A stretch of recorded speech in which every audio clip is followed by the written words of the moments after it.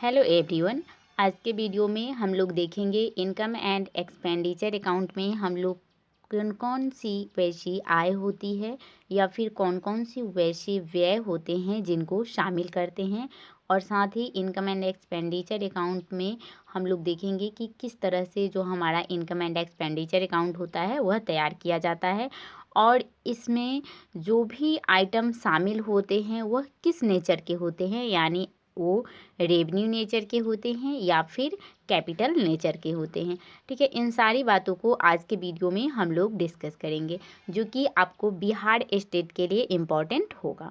ठीक है, तो चलिए आज की क्लास को हम स्टार्ट करते हैं और देखते हैं कि जो आप लोग का एनसीईआरटी बुक है उसमें इसके बारे में क्या सूचनाएं दी हुई है इनकम एंड एक्सपेंडिचर अकाउंट के बारे में। तो देखिए, जो हमारा इनकम एंड एक्सपेंडिचर अकाउंट होता है जिसे हम लोग आय और व्यय खाता कहते हैं। ठीक है, तो यह क्या होता है कि यह एक लेखा वर्ष की अवधि के बारे में हमें क्या बताता है, सारांश देता है कि एक अकाउंटिंग पीरियड के दौरान उस संस्था के पास कितने आय हैं और कितने व्यय हैं, यानी कितना इनकम है और कितना एक्सपेंस है। ठीक है, इसके बारे में जो हमारा इनकम एंड एक्सपेंडिचर अकाउंट होता है वो हमें सारांश बताता है। ठीक है, यह एक व्यापारिक संस्था द्वारा उपार्जन के आधार पर तैयार किया जाता है और लाभ हानि खाते की तरह ही होता है। अब देखिए, जो हमारा इनकम एंड एक्सपेंडिचर अकाउंट होता है वह लाभ हानि खाते के तरह ही होता है, लेकिन लाभ हानि खाता व्यापारिक संस्था के द्वारा बनाया जाता है। ठीक है, लेकिन हम यहाँ पढ़ रहे हैं अलाभकारी संस्था के बारे में। तो जो हमारा अलाभकारी संस्था होता है वह अपने पास लाभ हानि खाते के स्थान पे क्या बनाती है, इनकम एंड एक्सपेंडिचर अकाउंट बनाती है, यानी कि आय एवं व्यय खाता को बनाती है। ठीक है, और यह उपार्जन के आधार पे तैयार होता है, यानी कहने का यहाँ मतलब है कि इसमें वैसे आइटम को भी शामिल किया जाता है जो कि हमें कैश में प्राप्त नहीं होते हैं। ठीक है, यानी नॉन कैश आइटम को भी इसमें शामिल किया जाता है। अब देखिए, जैसे जब हम रिसिप्ट एंड पेमेंट अकाउंट जब हम पढ़ रहे थे तो उस समय हम लोग क्या देखे थे कि रिसिप्ट एंड पेमेंट अकाउंट में किसी भी तरह के नॉन कैश आइटम को शामिल नहीं किया जाता था, लेकिन इनकम एंड एक्सपेंडिचर अकाउंट में नॉन कैश आइटम को शामिल किया जाता है, यानी कोई ऐसे आय एवं कोई ऐसे व्यय जो हमें कैश में नहीं भी प्राप्त हुए हैं उनको भी हम लोग इनकम एंड एक्सपेंडिचर अकाउंट में दिखाते हैं। ठीक है, उसके बाद देखिए, इस खाते में यानी जो हमारा इनकम एंड एक्सपेंडिचर अकाउंट है इसमें आयगत प्रकृति की जितने भी आइटम होते हैं उन सारे को शामिल किया जाता है। अब देखिए, जो हमारा इनकम एंड एक्सपेंडिचर अकाउंट होता है इसमें केवल रेवेन्यू नेचर के, ठीक है, रेवेन्यू नेचर के जो भी इनकम होते हैं या फिर जो भी एक्सपेंस होते हैं इनको शामिल किया जाता है। ठीक है, इनकम एंड एक्सपेंडिचर अकाउंट में कैपिटल नेचर के जो भी आइटम होते हैं उनको शामिल नहीं किया जाता है, इसमें केवल रेवेन्यू नेचर के इनकम को ही शामिल किया जाता है। आई होप कि आपको रेवेन्यू नेचर समझ में आ रहा होगा। रेवेन्यू एक्सपेंस या इनकम किसको कहते हैं, जो कि किसी व्यवसाय के डे टू डे लाइफ में यूज में आता है। ठीक है, जैसे सैलरी हो गया, कोई एक्सपेंस हो गया, ठीक है, इलेक्ट्रिक की बिल हो गया। ठीक है, यानी व्यवसाय के दिन प्रतिदिन के संचालन में वह इनकम शामिल हो सकता है या फिर वैसे एक्सपेंस शामिल हो सकते हैं, तो उनको हम रेवेन्यू नेचर के आइटम बोलते हैं। और जब हम इनकम एंड एक्सपेंडिचर अकाउंट को बनाते हैं तो जो हमारा इनकम एंड एक्सपेंडिचर अकाउंट होता है यह सरप्लस को और डेफिसिट को बताता है। ठीक है, सरप्लस को या फिर डेफिसिट को प्रदर्शित करता है, तो इस बात को भी आप लोग ध्यान रखिएगा। ठीक है, कि जब हम इनकम एंड एक्सपेंडिचर अकाउंट को बनाते हैं तो वह सरप्लस या डेफिसिट को प्रदर्शित करता है। जो हमारा इनकम एंड एक्सपेंडिचर अकाउंट होता है इस खाते का उद्देश्य एक व्यापारिक संस्था के लिए लाभ हानि खाते की तरह ही होता है, यानी जो हमारा लाभ हानि खाते का उद्देश्य होता है वही हमारा इनकम एंड एक्सपेंडिचर अकाउंट का भी उद्देश्य होता है। ठीक है, और जो हमारा इनकम एंड एक्सपेंडिचर अकाउंट होता है इसमें केवल करंट ईयर से जो संबंधित आयगत मदें होती है, चाहे वह इनकम हो एक्सपेंस हो, उसी को दर्शाया जाता है। यहाँ पे इस पॉइंट को भी आप लोग ध्यान में रखिएगा कि इनकम एंड एक्सपेंडिचर अकाउंट में केवल करंट ईयर के जो भी आइटम होते हैं, यानी जो भी इनकम है जो भी एक्सपेंस है उन्हीं को शामिल किया जाता है। ठीक है। सभी व्यय व हानियों को व्यय पक्ष में तथा सभी आय और लाभों को आय पक्ष में दिखाया जाता है। अब यहाँ कहा जा रहा है कि आज जब हम इनकम एंड एक्सपेंडिचर अकाउंट बनाते हैं तो उस समय जितने भी व्यय और जितने भी हानि होते हैं उनको हम लोग एक्सपेंडिचर साइड में दिखाते हैं, और जितने भी इनकम होते हैं इनको हम लोग आय पक्ष और जितने भी जितने भी आय और लाभ होते हैं इसे हम लोग आय पक्ष में दिखाते हैं। ठीक है।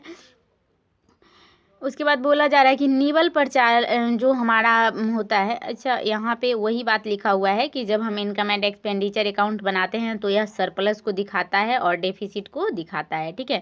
और जो भी हमारा डेफिसिट या जो भी सरप्लस आता है इसको हम लोग बैलेंस शीट में कैपिटल फंड में ट्रांसफ़र कर देते हैं। ठीक है। यानी अलाभकारी संस्था के द्वारा कैपिटल अकाउंट नहीं बनाया जाता है, उसके स्थान पे कैपिटल फंड जनरेट किया जाता है, तो इसलिए उसको हम लोग कहाँ पे ट्रांसफ़र करते हैं, जो भी सरप्लस या डेफिसिट है उसको हम लोग कैपिटल फंड में हस्तांतरित कर देते हैं। ठीक है।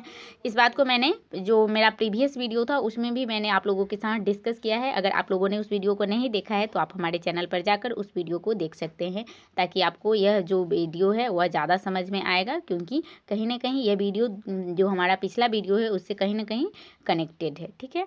तो आप लोग इस वीडियो को भी जाकर देखिए, आप लोग को बहुत अच्छे से समझ में आएगा, और यहाँ से आप लोग के एग्जामिनेशन में बहुत सारे क्वेश्चन भी आएंगे।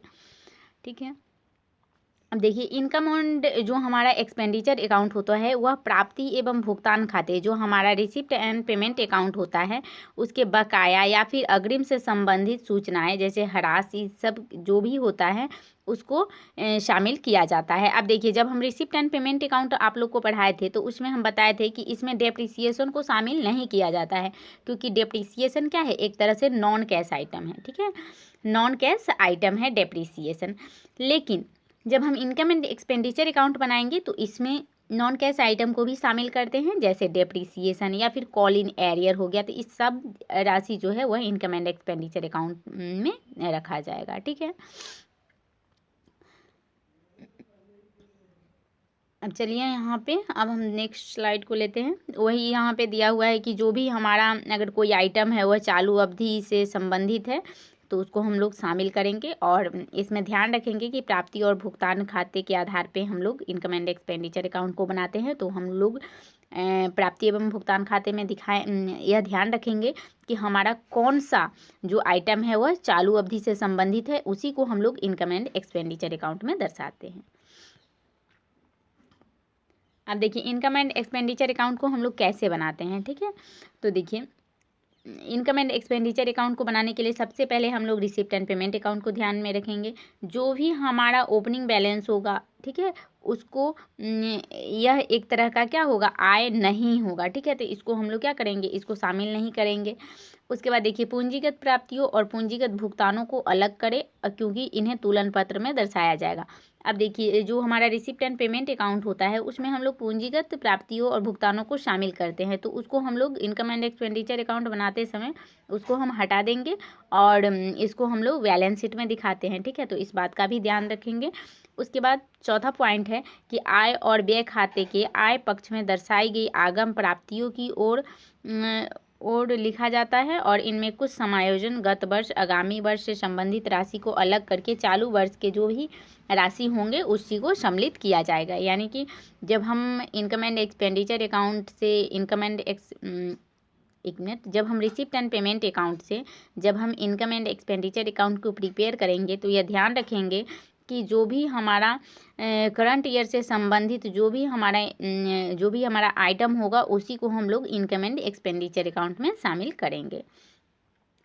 उसके बाद पांचवा पॉइंट है कि आगम व्ययों को, ठीक है, यानी कि रेवेन्यू नेचर के एक्सपेंस को आय व्यय खाता के आय पक्ष में और अग्रिम प्राप्तियों से तथा अभी तक प्राप्त न हुई हो संबंधित हो सूचनाओं को समायोजित करके दिखाएंगे। यानी कहने का यहाँ मतलब है कि जब हम इनकम एंड एक्सपेंडिचर अकाउंट को प्रिपेयर करेंगे तो उसमें हम लोग जितने भी रेवेन्यू नेचर के इनकम होंगे और जितने भी रेवेन्यू नेचर के इनकम होंगे और जितने भी रेवेन्यू नेचर के एक्सपेंस होंगे, इन सारे को आय एवं व्यय खाते में शामिल करेंगे। ठीक है। और वैसे सारे प्राप्तियों को शामिल करेंगे जो कि अभी हमें कैश में प्राप्त नहीं हुए हों। ठीक है, लेकिन वह रेवेन्यू नेचर के हैं तो हम लोग उसको शामिल करेंगे इनकम एंड एक्सपेंडिचर अकाउंट में। ठीक है, उसके बाद देखिए यहाँ पे प्राप्ति एवं भुगतान खाते में नहीं दर्शाई गई है, तो इसको भी, जैसे कि अस्थायी संपत्तियों पे ह्रास है तो इसको हम लोग रिसिप्ट एंड पेमेंट अकाउंट में नहीं दर्शाते हैं, लेकिन जब हम इनकम एंड एक्सपेंडिचर अकाउंट को बनाएंगे तो उसको दिखाएंगे। उसके बाद जो हमारा बैड डेट्स होता है, बैड डेट्स के लिए अगर हम कोई प्रोविज़न किए हैं तो उसको भी हम इनकम एंड एक्सपेंडिचर अकाउंट में दिखाएंगे। उसके बाद अगर अस्थायी संपत्तियों की बिक्री से लाभ या हानि होती है तो उसको भी हम लोग इनकम एंड एक्सपेंडिचर अकाउंट में दिखाएंगे, क्योंकि ये सारे जो खर्चे हैं वह क्या है, नॉन कैश आइटम है और कहीं ना कहीं इन्हें इनकम एंड एक्सपेंडिचर अकाउंट में शामिल किया जाता है। अब चलिए हम एक क्वेश्चन को देखते हैं कि इनकम एंड एक्सपेंडिचर अकाउंट हम लोग रिसिप्ट एंड पेमेंट अकाउंट की सहायता से कैसे बनाते हैं। तो देखिए यहाँ पे एक क्वेश्चन दे रखा है कि जब यहाँ रिसिप्ट एंड पेमेंट अकाउंट दिया हुआ है और यहाँ पे दिया हुआ है जो हमारा कैश इन हैंड है या फिर जो सब्सक्रिप्शन है, इंट्रेंस फी है, डोनेशन है, रेंट है और क्या है, इन्वेस्टमेंट है। ठीक है, सेल ऑन इन्वेस्टमेंट। उसके बाद इधर भुगतान साइड में दे रखा है वेतन, किराया, बिजली बिल, कर, ये सब राशि दिया हुआ है। तो देखिए अब हम लोग क्या करेंगे, अब प्राप्ति एवं भुगतान खाता है तो इसमें क्या है कि इसमें रेवेन्यू नेचर, ठीक है, रेवेन्यू नेचर और एक मिनट देखिए इसमें रेवेन्यू नेचर, ठीक है, रेवेन्यू नेचर और कैपिटल नेचर, ठीक है, कैपिटल नेचर दोनों के आइटम शामिल हैं। तो हम लोग क्या करेंगे, इन दोनों आइटम को अलग अलग हटा लेंगे, ठीक है, और फिर हम इनकम एंड एक्सपेंडिचर अकाउंट बनाएंगे। तो चलिए अब हम इनकम एंड एक्सपेंडिचर अकाउंट को देखते हैं। तो देखिए जब हमारा इनकम एंड एक्सपेंडिचर अकाउंट को प्रिपेयर करते हैं तो जो हमारा दाहिना साइड होता है उसको हम लोग क्या लिखते हैं, दाहिने साइड को व्यय, और जो हमारा जो हमारा बायां साइड है, ठीक है, उसको हम लोग एक्सपेंडिचर दिखाते हैं, ठीक है, और जो हमारा दाहिना साइड है उनको हम इनकम लिखते हैं, ठीक है, और इनकम को क्रेडिट साइड दिखाते हैं और व्यय को हम लोग डेबिट साइड में करते हैं। और फिर जितने भी इसमें रेवेन्यू नेचर के एक्सपेंस होंगे उनको पहले हम लोग शामिल करेंगे। जैसे हमारा सैलरी रेवेन्यू नेचर के हैं, किराया रेवेन्यू नेचर के है, बिजली बिल, कर, छपाई व्यय, मिसलेनियस एक्सपेंस, ये सब रेवेन्यू नेचर के हैं, ठीक है, ये जितने भी आइटम हैं वह रेवेन्यू नेचर के हैं। उसके बाद अब हम लोग इस साइड में देखेंगे तो देखिए सब्सक्रिप्शन का अमाउंट, तो यह एक तरह से आय है और करंट ईयर से संबंधित है तो इसको भी हम लोग आय साइड में दिखाएंगे। उसके बाद इंट्रेंस फी, यह भी संस्था के लिए इनकम है और यह रेवेन्यू नेचर का इनकम है तो इसको हम लोग इनकम एंड एक्सपेंडिचर अकाउंट के क्रेडिट साइड में दिखाएंगे। उसके बाद अनुदान, यह भी रेवेन्यू नेचर का है और एक तरह से इनकम है ऑर्गेनाइजेशन के लिए, तो इसे भी हम लोग क्रेडिट साइड में दिखाएंगे। उसके बाद किराया, तो यह भी रेवेन्यू नेचर का है, हॉल का किराया है, ठीक है, यहाँ देखिए अब यहाँ किराया अगर लिखा हुआ रहता तो एक तरह से खर्च होता, लेकिन हॉल का किराया है तो एक तरह से यह संस्था के लिए इनकम है तो इसको हम लोग दिखाएंगे। और फिर हम दोनों साइड का टोटल कर लेंगे, ठीक है, ये दोनों साइड का हम लोग टोटल करेंगे और यदि इनकम साइड का टोटल अधिक आ रहा है और जो हमारे एक्सपेंस साइड का अगर टोटल कम आ रहा है तो इसको हम लोग सरप्लस लिखकर इस बैलेंस को लिखेंगे, ठीक है, सरप्लस लिखेंगे, ठीक है, जिसे अधिक के कहते हैं। और यदि व्यय साइड का टोटल अधिक आ रहा है और इनकम साइड का टोटल कम आ रहा है तो इसको हम लोग डेफिसिट लिखेंगे, ठीक है, डेफिसिट लिखकर क्लोज कर देंगे। क्योंकि जब हमारा, अब यहाँ पे एक बात और समझ लीजिए कि जब हमारा आय अधिक होगा, ठीक है, और व्यय कम होगा तो क्या होगा, यह एक तरह से अच्छा होगा कि व्यय कम है आय अधिक है तो यह सरप्लस है, ठीक है, और यदि व्यय ही अधिक हो गया और आय कम है तो यह क्या है, एक तरह से कमी दिखाता है, ठीक है। तो इस तरह से हम लोग इनकम एंड एक्सपेंडिचर अकाउंट को प्रिपेयर करते हैं। तो आई होप कि आपको समझ में आया होगा और यहाँ से बहुत सारा आप लोग का ऑब्जेक्टिव क्वेश्चन बनेगा, ठीक है। तो चलिए अब हम नेक्स्ट वीडियो में आप लोगों के लिए इसका नेक्स्ट टॉपिक लेकर आएंगे। तो आज के वीडियो में इतना ही, अब हम मिलेंगे नेक्स्ट वीडियो में। अगर आप लोग को वीडियो अच्छा लग रहा है तो आप लोग इसे लाइक कीजिए, चैनल को सब्सक्राइब कीजिए और वीडियो को शेयर कीजिए। तब तक के लिए थैंक यू वेरी मच।